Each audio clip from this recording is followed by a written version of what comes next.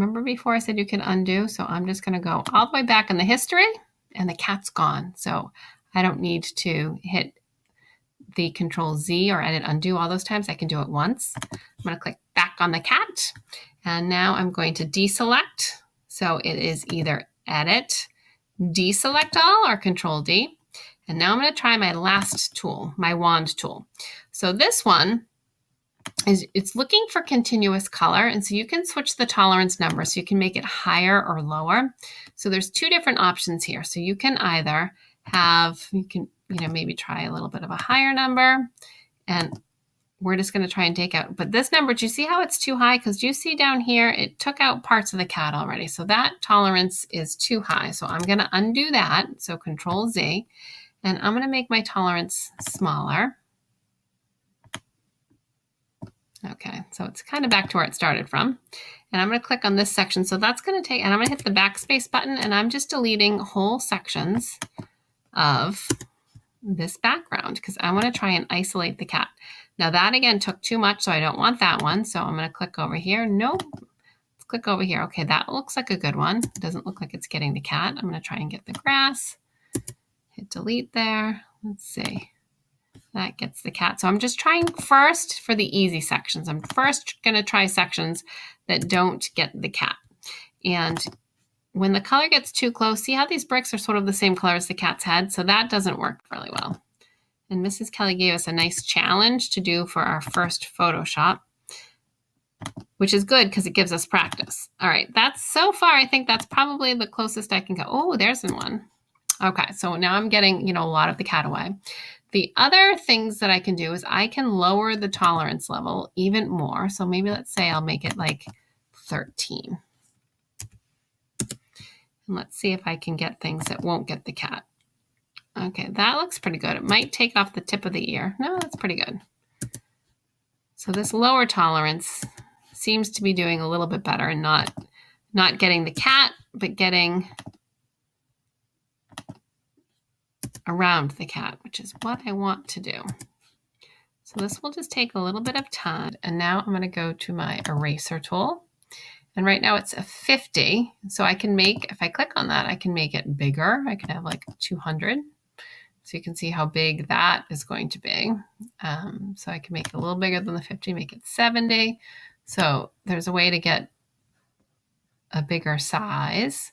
The other thing, if I wanted to erase sections of text that were square, I can go in with that marquee tool and I can just draw one of those squares around and hit the backspace or delete, and that will also delete sections. So there's a few different ways to get the text as white as possible around him. So what we're just trying to do is just clear the space so that we can select the cat without selecting anything else. So I think this one's probably good.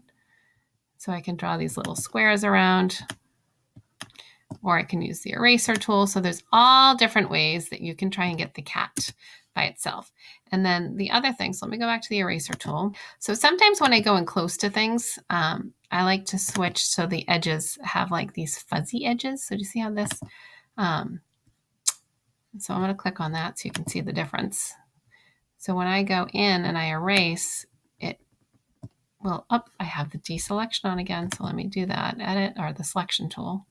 I have to deselect that.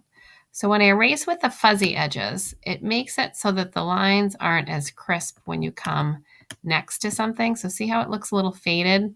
So that can be helpful if you're worried about getting in too close and making the edges too sharp. So sometimes I like those little faded edges. But right now when I'm trying to erase big sections, I don't like to have that faded brush. I like to have a brush that has the solid. I'm going to go back to the default. They have that as 50. So I'm just going to continue to erase for a little bit. I'm going to pause the video and I'm going to come back when I have it all erased. Okay, so here I am back with my cat, and you can see that I've erased lots of things, and I made sure that I switched the brush tool. So as I got closer to the cat, I used a 20 with that little faded on the outside. And so that let me get in close to the cat and really get those to make it so there wasn't as tight edges, so there weren't like any jagged pieces. You can see I kind of didn't do a great job around here, but pretty well. I think I did a pretty good job. So now I'm going to go back to the magic wand tool and I'm going to select the white area. So you see what happens is I have the marching ants all around the outside and I have the marching ants around the cat. So if I did Control C and copy this and went over here, it would copy everything except for the cat. And that's not at all what I want. So I'm going to hit Control Z to undo that. And when I'm over here, I'm going to do something called Edit Invert Selection. So it's going to take the opposite. So for me, that was a lot quicker than trying to select the cat. And I'm going to copy and paste over, and then I'll show you what it would have been like if I tried to select the cat. But if I do Control C to copy, I go over here and do Control V. So here's my kitty cat. And then you can see, okay, I didn't do that great of a job. I thought I did a much better job than that, but still, I got pretty close to the cat. And I can move the cat over here, and I can also resize the cat. So I can do that free transform. And because I just selected everything, so I can just shrink the cat down a little bit. And now say, yes, I want to apply my change. So that's the last picture, and then I would go and I would save that, and it would be, I would probably call it cat wand maybe. So I'm going to do file save. And instead of beach lasso cat, I'm going to call it beach wand cat. And hit OK.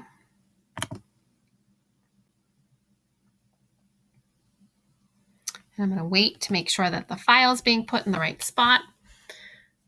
So I'm waiting for my file to come up. Let's see what path it is. It should be remembering the last one I went to. Perfect. So it's in the lesson 3 selection tool. So now I can just hit save.